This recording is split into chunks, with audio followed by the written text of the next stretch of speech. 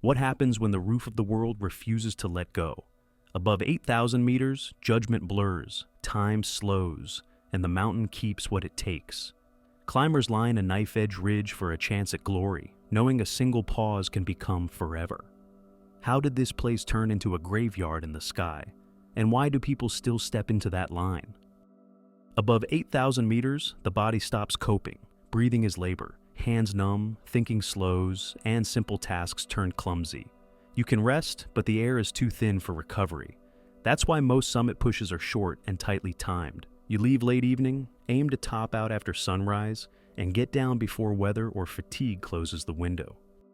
Rescue at that height is limited by physics. Helicopters struggle to hover that high, the ridge is narrow, and the wind is often severe. Carrying a person down steep ice means unclipping, re-clipping, and coordinating on terrain where one slip can pull others with you. If a climber can't stand or self-belay, moving them may risk multiple lives. Even when a team commits, it burns oxygen and time the rescuers need to survive. Many who die high on the mountain remain there because recovery can be lethal for the living. Over years, those limits changed the route itself. Losses stayed where they fell and became reference points. On the north side, climbers passed a body in green boots under a rock shelf. Farther up, another fallen climber, once nicknamed Sleeping Beauty, marked a narrow stretch until Sherpas moved her out of sight. A slope called Rainbow Valley isn't a destination. It's a place where brightly colored gear and clothing stand out, because decay is slow in air this thin. These sites aren't campfire tales. They're waypoints created by reality. Cleanup teams climb each spring to do what they can. They cut out old ropes, gather torn tents and empty cylinders, and bring down what weather allows. When remains are found and conditions permit, they attempt a recovery or move the person off the main line. Ice binds fabric to rock, tools freeze to gloves, and a day's effort can free only a few meters of stuck line. The goal is respect, safety, and steady repair, not the false promise that everything can be removed. Crowding adds a modern danger. Most expeditions plan around the same narrow forecast window. When the rope line narrows near the top, dozens of climbers stack behind a single obstacle, an icy bulge, a ladder, a short traverse. A brief pause becomes a long wait. Oxygen drains while you stand still. Hands chill when you unclip to pass hardware. The sun slides, wind rises, and the schedule you set at Camp 4 slips away. Passing is risky. To overtake you, sometimes step onto hard slope with exposure dropping for thousands of feet. One panicked move can ripple through the line. The people who make these pushes possible work the mountain before most clients leave their tents. Rope fixing teams set anchors, ferry oxygen, and place ladders across crevasses so others can move once. Many are Sherpa guides who repeat the most dangerous sections while clients cross once on summit day.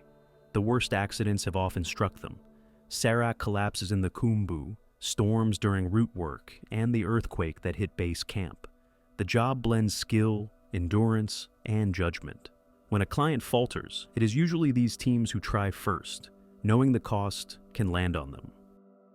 Even as logistics improve, better forecasts, firm turnaround times, stricter oxygen plans, the mountain is changing.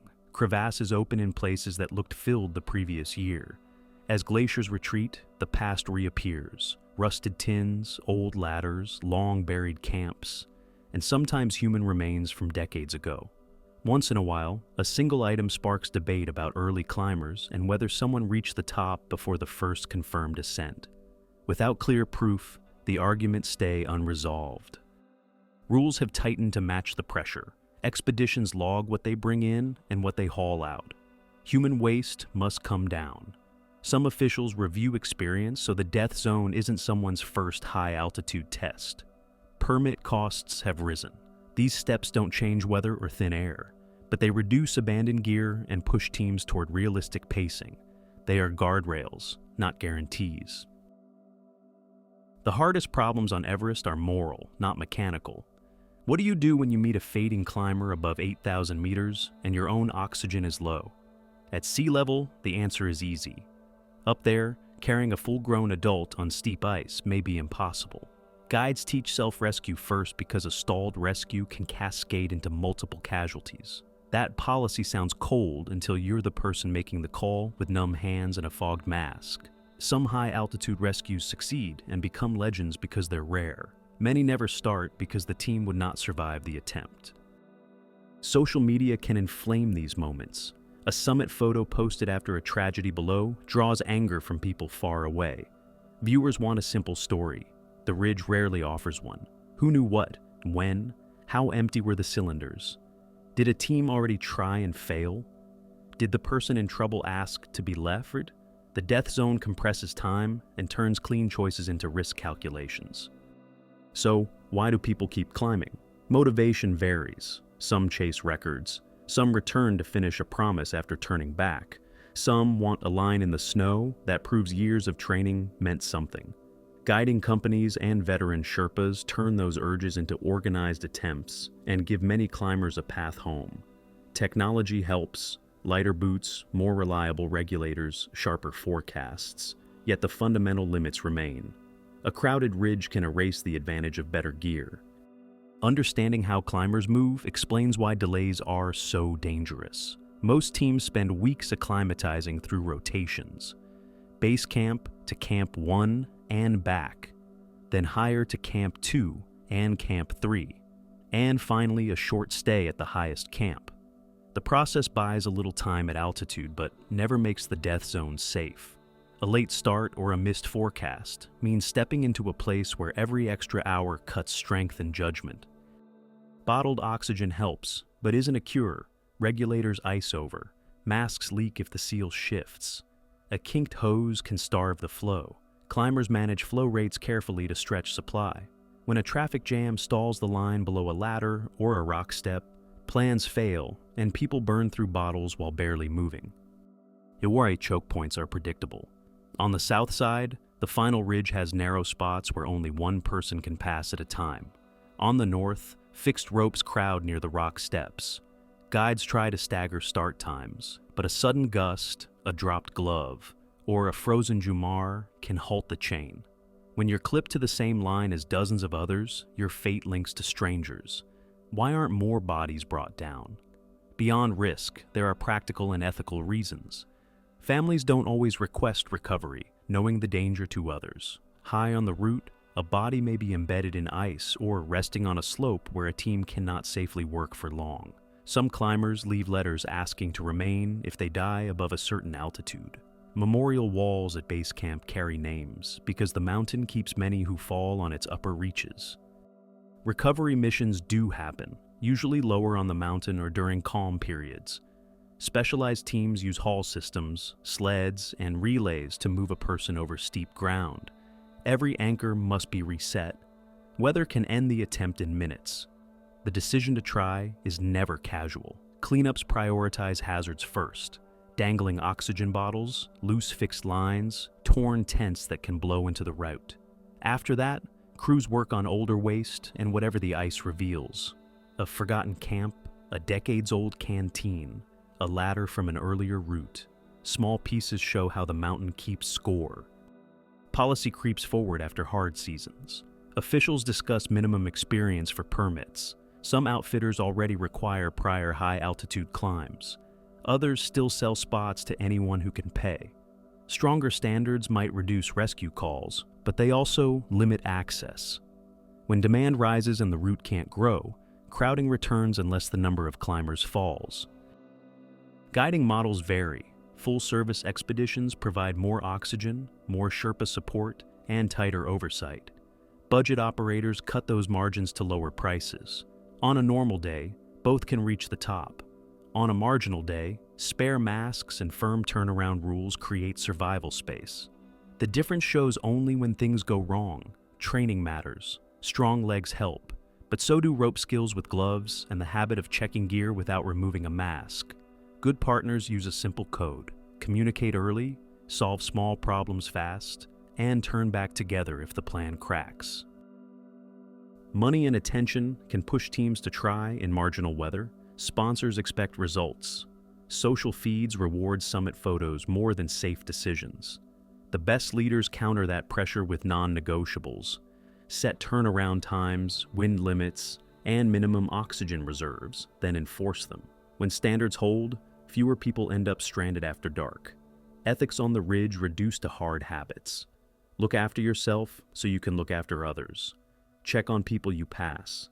Share what you can spare, and call the radio early with clear facts. If a rescue is feasible, assist. If it isn't, report honestly so resources go where they can help.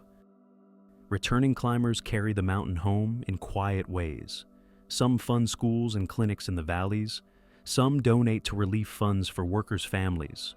Some join cleanup drives. Others simply tell the truth about their climb, what worked, what failed, and why they turned back. That honesty helps the next team plan better. For people far from the Himalaya, the images that circulate are simple. A ribbon of headlamps in black air, a narrow skyline, a queue moving one by one over a ladder. The work behind those pictures is harder to see. Months of logistics, lines fixed by people who may never appear in the frame, and a culture that balances pride in guiding with grief after bad days. If you plan to climb, the best advice is plain. Choose a reputable operator, arrive strong enough to keep a steady pace for hours while carrying weight. Learn to use your gear with thick gloves in low visibility. Respect the forecast, and accept that turning back is success if it keeps you alive to try again. The mountain will be there next season. All of this explains why the phrase "graveyard in the sky" endures. Everest became that through cause and effect. The death zone leaves almost no buffer. Crowds turn short delays into dangerous waits. High-altitude workers carry repeated exposure so others can try once. A warming mountain unseals the past. Bodies remain because recovery can cost more lives. Names persist because the cold preserves them. The line forms again because the dream still overpowers the warning. The lesson is plain. The summit is not the finish. The finish is your front door. Everything between those 2 points is the price. A normal summit day from the south starts late evening from the high camp. Climbers clip into the fixed lines, pass the balcony, and continue toward the south summit before the final ridge. Each feature narrows the flow. Headlamps bunch where the rope is single, then stretch where it doubles. By mid-morning, teams should be on the way down. After midday, the wind often rises, clouds build, and temperatures drop.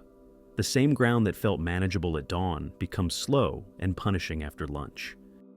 Forecasts focus on the jet stream, which can park over the summit and blast the ridge for days. A brief dip in wind speed creates the stampede effect. Everyone tries to go at once. Better spacing helps, but coordination across many teams is hard. Radios, weather briefings, and agreed start windows reduce clashes. Yet a single slow group can still stall the line for everyone behind.